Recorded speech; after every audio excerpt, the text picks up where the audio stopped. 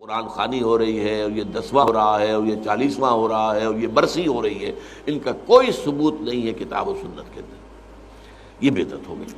تو اسی طریقے سے بدعات ہیں۔ البتہ یہ ہے اب اسی طریقے سے ہمارے ہاں ایک نئی رسم چلی ہے، آپ یوم پیدائش منا رہے ہیں، سالگرہ کر رہے ہیں، یہ مغرب سے آئی ہوئی ہماری رسمیں ہیں، یہ کوئی صحابہ کرام سے حضور سے تو ثابت نہیں ہے۔ تو ان چیزوں کے اندر بچنا چاہیے ان سے۔ البتہ یہ ہے کہ ایک ہے کہ جو سائنس کی ڈیولپمنٹ سے ہے، اب کوئی کہتے ہیں صاحب پھر آپ ریل گاڑی میں سفر کیوں کرتے ہیں، وہ تو صحابہ کے اور حضور کے، یہ سائنس کی ترقی سے جو چیزیں آئی ہیں یہ بالکل دوسری چیزیں ہیں، ان میں ثواب کا معاملہ نہیں ہے، یہ تو آپ کی ایک ضرورت ہے جو پوری ہو رہی ہے۔ وہ آپ ہوائی جہاز میں سفر کریں، ٹرین میں سفر کریں، کار میں سفر کریں، یہ جدید ترقیات ہیں، ان سے فائدہ اٹھانا ہے اور ان کو استعمال کرنا ہے، تو یہ اور بات ہے۔ لیکن دین میں کوئی نئی چیز جو حضور اور صحابہ سے ثابت نہ ہو اور اس کو آپ حصول ثواب کی نیت سے کریں، وہ بدعت ہے۔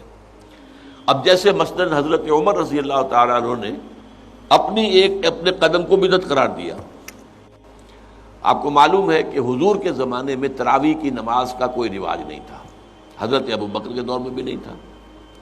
بلکہ یہ تھا کہ رات کو نماز نوافل ادا کرو اپنے اپنے طور پر،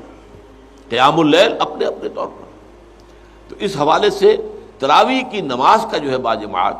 یہ حضرت عمر نے کیا رضی اللہ تعالیٰ عنہ، کہ ایک دفعہ آپ آئے اپنے دور خلافت میں، مسجد نبوی میں دیکھا کچھ لوگ ادھر کھڑے ہیں، کچھ ادھر کھڑے ہیں، کچھ ادھر کھڑے ہیں، کچھ ادھر کھڑے ہیں، اب ایک ایک جو حافظ ملا ہوا اس کے پیچھے قرآن سن رہے ہیں، پڑھ رہے ہیں۔ تو آپ نے کہا کیا یہ اچھا ہو ان سب کو ایک امام کے پیچھے جمع کر دیا جائے؟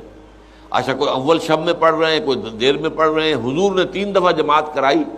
اس رمضان کی رات میں، تو وہ تہجد کے وقت کرائی ہے، وہ عشاء کے ساتھ نہیں، جو ہم تراویح کہتے ہیں کہ عشاء کے ساتھ ہی 20 رکعت ہم پڑھتے ہیں، یا اہل حدیث حضرات 8 رکعتیں پڑھتے ہیں، تو اس لیے کہ حضور نے تو صرف تہجد کی جگہ پر پڑھائی، تہجد کی 8 رکعتیں ہوتی تھی حضور کی، تو 8 رکعتیں آپ نے پڑھائی۔ لیکن یہ ہے کہ پھر حضرت عمر نے یہ فیصلہ کیا کہ اس طرح کر دیا جائے، اور اس کے بعد یہ ہوا کہ ایک امام ہے، سب لوگ سن رہے ہیں۔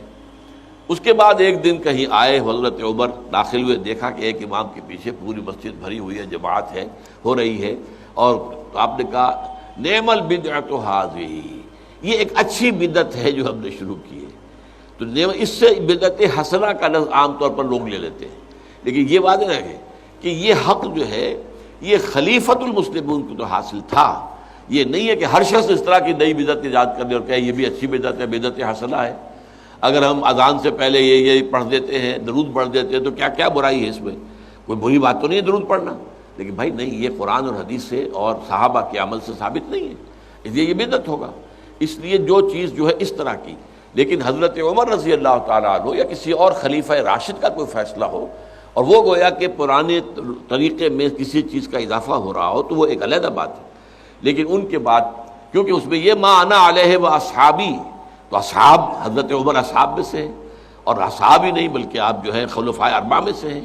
خلیفہ ثانی ہیں، تو اس پہلو سے ان کی بات علیحدہ ہوگی، لیکن کسی اور کو اپنے کسی کام کی شروع کرنے کو بدعت حسنہ قرار دینا یہ درست نہیں ہے۔